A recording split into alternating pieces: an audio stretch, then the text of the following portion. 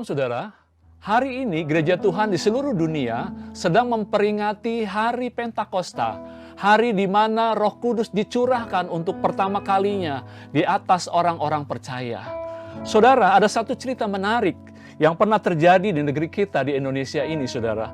Kejadiannya itu pada tanggal 26 September 1965 di sebuah gereja yang berada di kota Soe, Nusa Tenggara Timur. Pada malam hari itu sedang diadakan persekutuan doa, saudara. Seperti umumnya jemaat Tuhan yang hadir, ada mungkin kurang lebih 200 orang, mereka berdoa bersama-sama dengan pokok-pokok doa yang sudah diatur sedemikian rupa. Tetapi pada malam hari itu, saudara, ada satu yang spesial. Ketika mereka tengah berdoa, tiba-tiba terdengar suara angin keras yang bertiup di tengah-tengah jemaat yang sedang berdoa itu, saudara. Dan banyak orang, mereka mungkin membuka matanya dan mereka menjadi takut dan khawatir. Ada apa ini? Dan begitu mereka merasakan angin itu dan suasana doa malam itu berubah, saudara. Dari doa malam yang biasa-biasa saja menjadi doa malam yang luar biasa. Luar biasa kenapa? Karena orang-orang mereka menyembah Tuhan, memuji Tuhan, mengangkat tangan, mereka menari, mereka bersorak untuk Tuhan. Ada sesuatu yang terjadi. Dan ternyata keriuh rendahan itu tidak hanya terjadi di dalam ruangan itu, saudara. Orang-orang yang ada di kota, yang ada di luar gereja, mereka melihat, kedengaran ada suara angin seperti itu, dan mereka melihat ke gereja, saudara. Ada api yang sedang membakar gereja itu, dan mereka berbondong-bondong datang bawa kentongan. Ya, zaman dulu sirenenya itu pakai kentongan, saudara. Mereka membawa air dan mereka menuju ke gereja.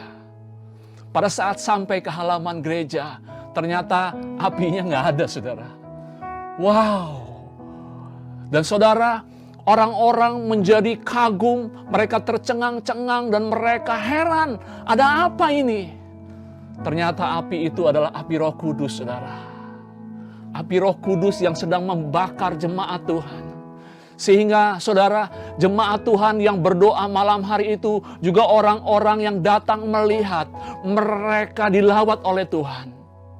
Dan pada malam hari itu, saudara, mereka banyak yang bertobat menerima Tuhan Yesus. Mereka mengakui dosa mereka, dosa kemarahan, kebencian, mereka dendam, bahkan mereka jimat-jimat dibakar, saudara. Dan semenjak peristiwa malam hari itu, terjadi kebangunan rohani yang besar di kota Soe dan di Pulau Timur, juga di pulau-pulau lainnya, saudara. Dan ratusan misionaris dikirim melalui kota itu ke pulau-pulau yang terpencil, bahkan sampai ke Pulau Kalimantan dan Pulau Jawa, saudara. Wow, luar biasa. Seperti yang Tuhan Yesus katakan di dalam Kisah pasal 1 ayat 8. Tetapi kamu akan menerima kuasa kalau Roh Kudus turun ke atas kamu. Dan kamu akan menjadi saksiku di Yerusalem dan di seluruh Yudea dan Samaria dan sampai ke ujung bumi. Itu yang dikatakan oleh Tuhan kepada murid-muridnya, saudara. Dan murid-muridnya memegang janji Tuhan itu. Dan dikatakan firman Tuhan di dalam Kisah 1 ayat 14. Ketika murid-murid itu menerima janji Tuhan, mereka berkumpul di Yerusalem setiap hari. Untuk apa, saudara? Mereka semua bertekun dengan sehati dalam doa bersama-sama.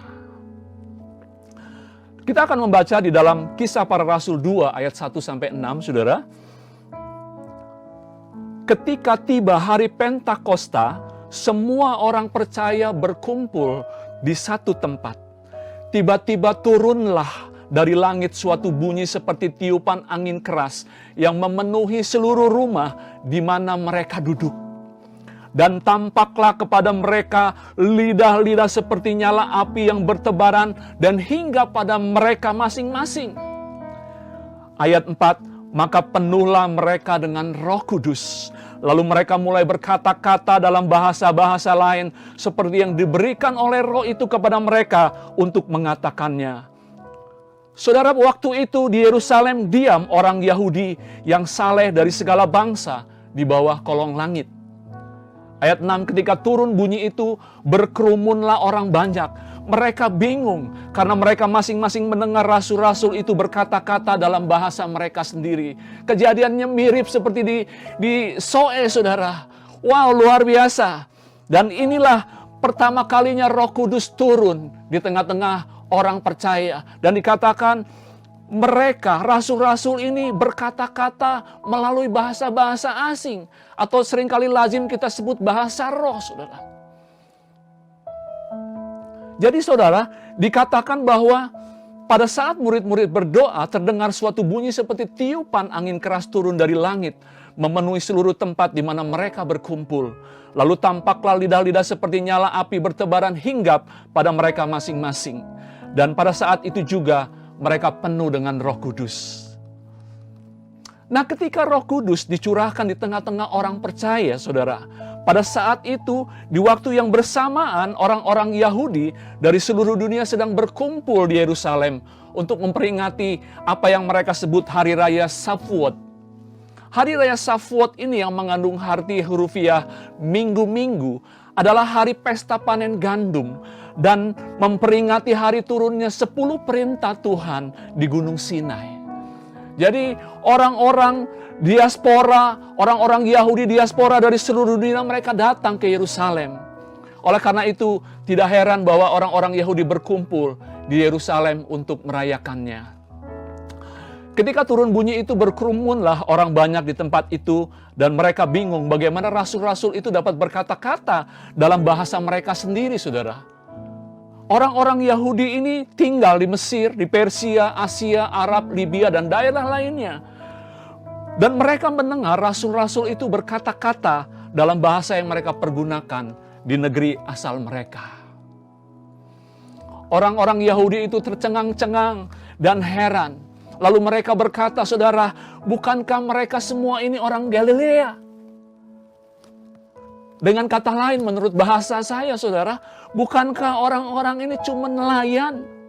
Mereka orang-orang yang sederhana, tidak terpelajar.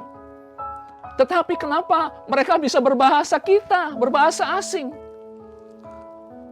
Dan apa yang didengar oleh orang-orang Yahudi itu? Para rasul sedang menceritakan tentang perbuatan-perbuatan Allah yang besar. Saudara, ketika rasul-rasul dipenuhi Roh Kudus, mereka menjadi pribadi yang sama sekali berbeda. Murid-murid Yesus yang pada waktu gurunya dulu ditangkap, mereka lari terbirit-birit ketakutan. Kini mereka menjadi orang-orang yang militan. Juga saudara Petrus, kita tahu dia 3 kali menyangkal Tuhan Yesus. Bahkan dia tidak mengakui Yesus itu gurunya, Tuhannya. Tetapi sekarang sedemikian beraninya Petrus memberitakan nama Yesus. Karena apa, saudara? Karena Roh Kudus yang memenuhi hidup mereka. Setelah Petrus berkhotbah dari perjanjian lama tentang nubuatan Nabi Yoel dan juga tentang Tuhan Yesus, bagaimana orang Yahudi telah membunuh dia dengan cara menyalibkan Tuhan Yesus di atas kayu salib, dan bagaimana Allah telah membangkitkan Yesus dari kematian, maka orang-orang Yahudi yang mendengar itu mereka menjadi terharu, saudara. Dikatakan dalam Kisah Rasul pasal 2 ayat 36 sampai 39, Petrus berkata, jadi seluruh kaum Israel harus tahu dengan pasti bahwa Allah telah membuat Yesus yang kamu salibkan itu menjadi Tuhan dan Kristus. Ketika mereka mendengar hal itu, ketika orang Yahudi mendengar hal itu, hati mereka sangat terharu. Lalu mereka bertanya kepada Petrus dan rasul-rasul yang lain, apakah yang harus kami perbuat, saudara-saudara? Di ayat 38, Petrus menjawab, bertobatlah, hendaklah kamu masing-masing memberi dirimu dibaptis dalam nama Yesus Kristus untuk pengampunan dosamu, maka kamu akan menerima karunia Roh Kudus. Dikatakan dalam ayat-ayat sebelumnya, saudara, bahwa orang-orang Yahudi yang datang dari seluruh dunia, dikatakan firman Tuhan bahwa mereka adalah orang-orang yang saleh.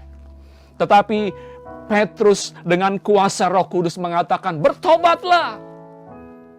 Karena kesalehan manusia di mata Tuhan adalah seperti kain lapuk, saudara.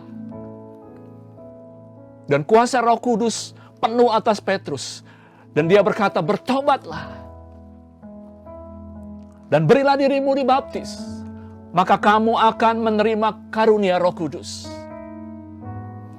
Ayat 39, sebab bagi kamulah janji itu dan bagi anak-anakmu dan bagi orang yang masih jauh, yaitu sebanyak yang akan dipanggil oleh Tuhan Allah kita. Janji apa saudara yang dimaksud oleh Petrus? Yaitu janji untuk menerima karunia Roh Kudus. Kalau kita saat ini diukur dari awal pertama kali Petrus mengatakan 2000 tahun yang lalu tentang bertobatlah, tentang janji kita mendapat karunia Roh Kudus, rentang 2000 tahun, kita adalah termasuk orang-orang yang masih jauh dari waktu itu, saudara. Dan saudara, hari ini Roh Kudus itu bukan hanya untuk kita, tetapi untuk anak-anak kita dan cucu-cucu kita, saudara. Biarlah hari ini kita rindu, kita mau menerima karunia Roh Kudus itu, saudara. Mengapa kita harus dipenuhi Roh Kudus? Karena ketika saudara dan saya dipenuhi Roh Kudus, maka kehidupan kekristenan kita tidak akan biasa-biasa lagi. Untuk menggenapi amanat agung, kita memerlukan seluruh persenjataan rohani yang sudah Tuhan sediakan bagi kita. Kita memerlukan Roh Kudus. Biarkan dia mengalir dari diri kita, sehingga kesaksian kita akan lebih efektif dan lebih banyak memenangkan jiwa bagi Tuhan. Ada 9 karunia Roh Kudus yang diberikan Tuhan bagi tubuh Kristus. Itu terdapat di dalam 1 Korintus 12 ayat 8 sampai 10. Saya tidak akan membahas satu persatu, saudara, karena waktu. Ya, tapi saya akan membacakan 9 karunia itu agar kita tahu, saudara, dan kita dapat menangkapnya. Yang pertama adalah perkataan hikmat. Yang kedua, perkataan pengetahuan. Yang ketiga, karunia iman. Yang keempat, karunia menyembuhkan. Yang kelima, mengadakan mujizat. Yang keenam, karunia bernubuat. Yang ketujuh, membedakan bermacam-macam roh. Yang kedelapan, berkata-kata dengan bahasa roh. Yang kesembilan, menafsirkan bahasa roh. Jadi saya katakan sekali lagi, saudara, jikalau saudara mau menerima karunia Roh Kudus, hanya satu cara, bertobat. Saya percaya saudara yang mengikuti, menyaksikan ibadah online hari ini, saudara sudah dibaptis melalui SPK, saudara. Bahkan dulu waktu SPK mungkin saudara juga sudah bertobat. Tetapi masalahnya, saudara, bertobat tidak cukup hanya sekali. Kalau baptisan air, saudara dalam seumur hidupmu sekali saja dibaptis. Tetapi bertobat harus dilakukan secara berulang-ulang, terus-menerus. Karena apa, saudara? Karena mungkin dalam hati kita atau dalam diri kita, dalam hidup kita, ada pikiran perasaan kita atau ada tindakan kita yang mungkin mendukakan hati Tuhan. Kita mungkin melakukan dosa bahkan tanpa sadar mungkin, saudara. Oleh karena itu kita harus bertobat setiap hari, saudara.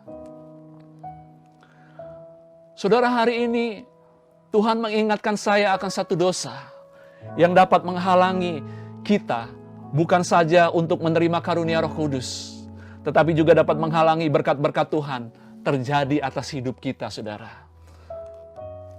Saudara mau tahu? Kita akan baca di dalam Bilangan 11 ayat pertama.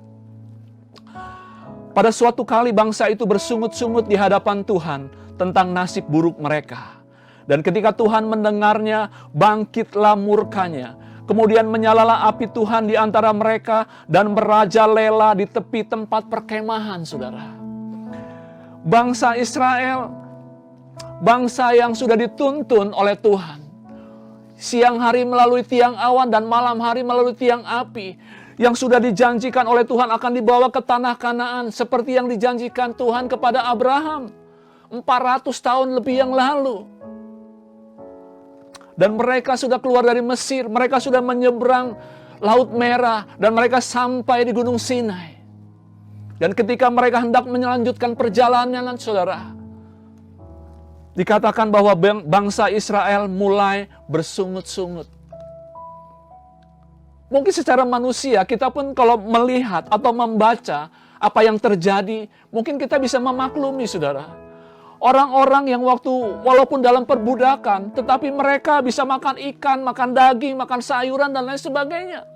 Tetapi pada saat di padang gurun, mereka cuma makan mana setiap hari.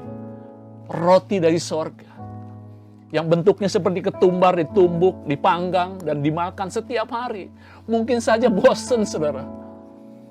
Dan itu yang membuat mereka bersungut-sungut. Meminta daging kepada Tuhan.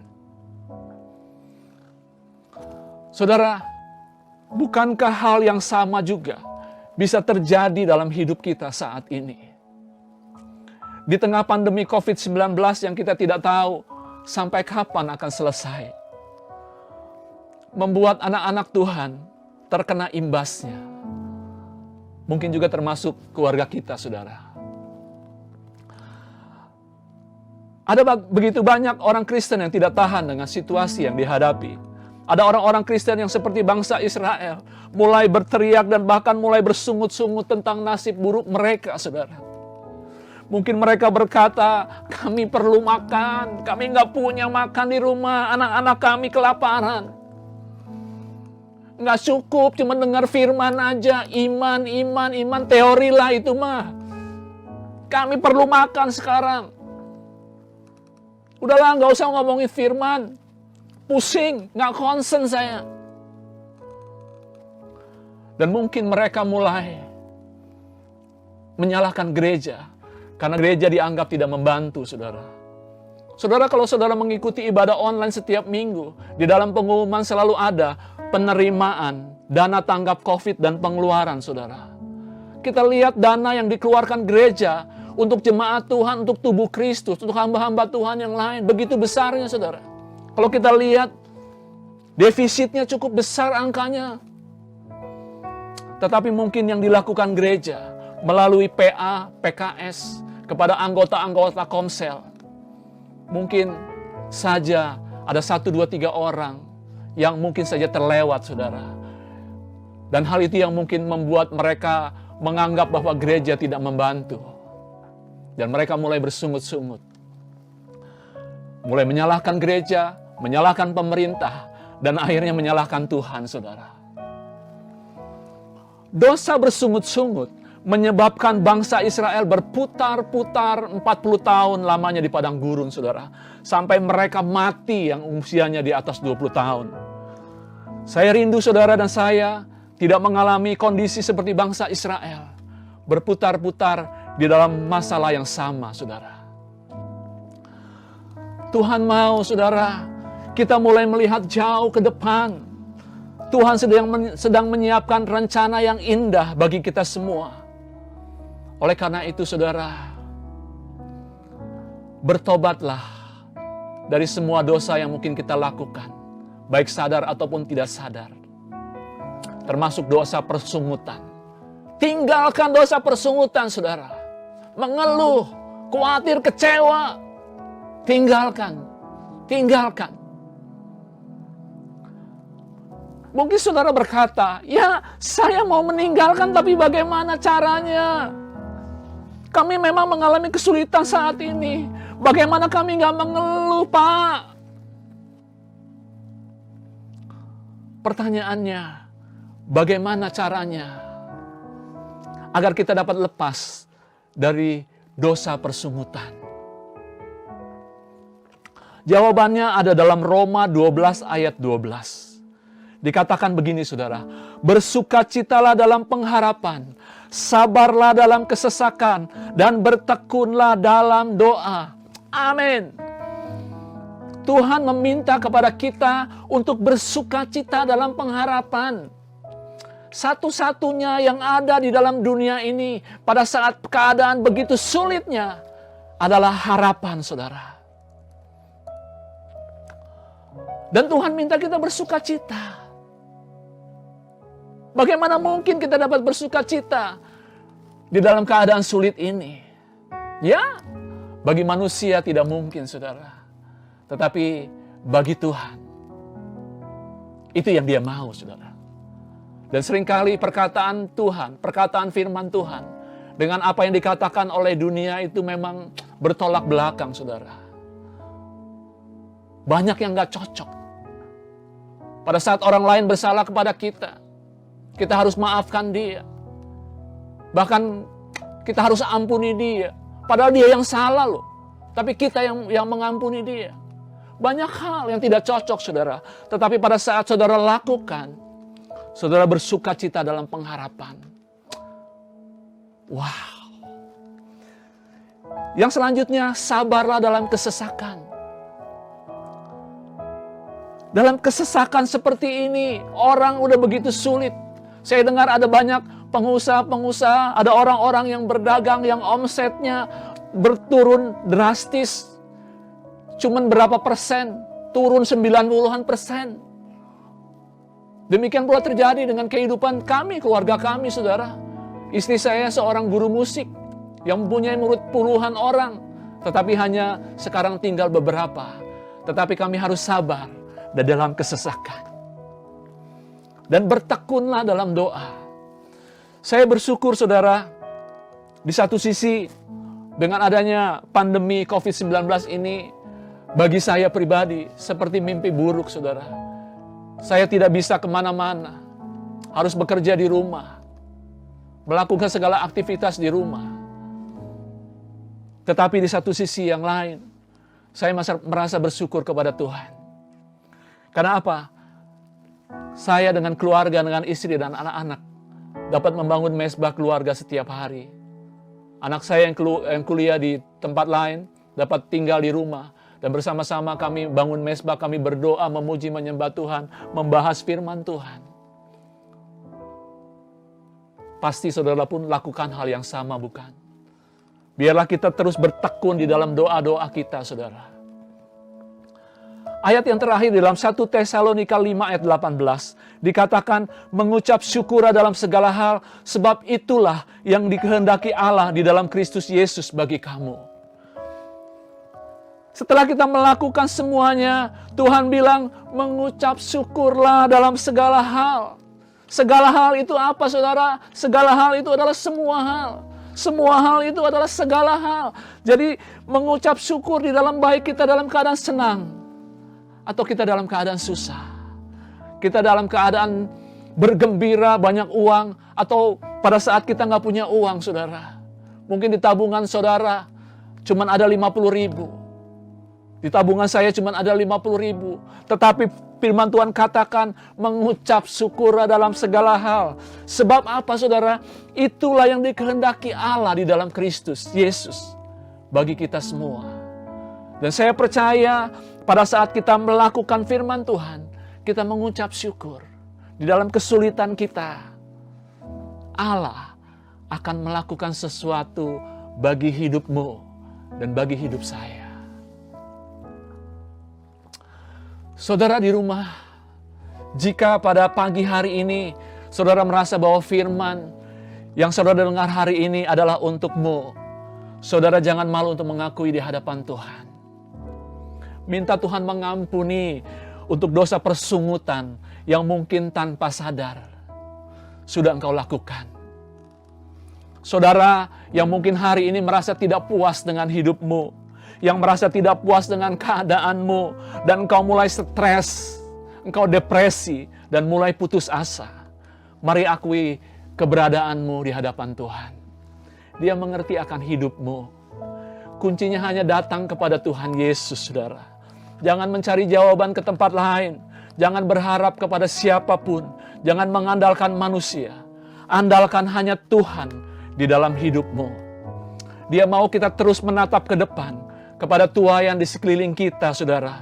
Dan bukan hanya kepada masalah kita saja.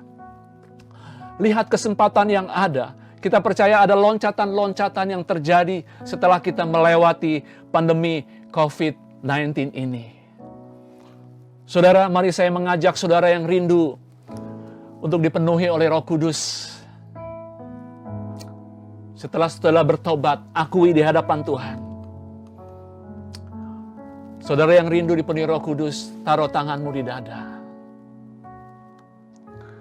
Saudara yang ingin lepas dari dosa persungutan,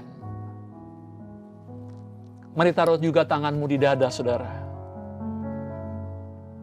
Nanti saya akan berdoa untuk saudara. Mari sebelumnya kita akan menaikkan sebuah pujian. Penuhiku.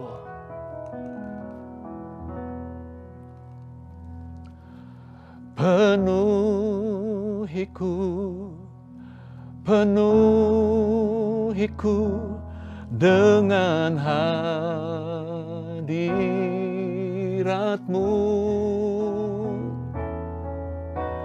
Urapiku, urapiku dengan minyak kudus-Mu. Katakan penuhiku, penuhiku, penuhiku dengan hadirat-Mu. Urapiku, urapiku dengan minyak kudus-Mu. Seperti rusa rindu sungai-Mu, begitulah jiwaku. Ya Roh Kudus, penuhi aku dengan urapan baru. Seperti rusa rindu sungai-Mu, begitulah jiwaku. Ya Roh Kudus, penuhi aku dengan urapan baru, dengan urapan baru.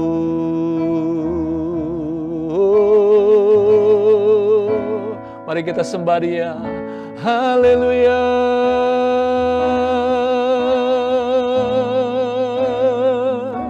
Roh Kudus penuhiku, Roh Kudus penuhiku.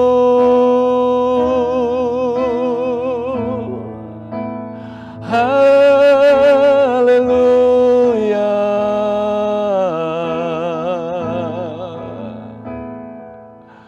Sungguh seperti rusa yang rindu sungai yang berair, Tuhan. Jiwa kami rindu akan Engkau. Jiwa kami rindu akan Roh Kudus-Mu yang dicurahkan di tengah-tengah umat-Mu, Tuhan. Hamba berdoa pada pagi hari ini, Bapa, Kau yang melihat di rumah-rumah tangan-tangan yang ditaruh di dada umat-Mu, Tuhan. Kau yang menjawab apa yang menjadi keluh kesah mereka. Atau mereka haus dan rindu akan Roh Kudus-Mu. Biarlah itu terjadi di tengah-tengah umat-Mu pada pagi hari ini juga Bapa, di dalam nama Tuhan Yesus. Roh Kudus dicurahkan di tengah-tengah umat-Mu pagi hari ini juga. Dalam nama Tuhan Yesus. Haleluya.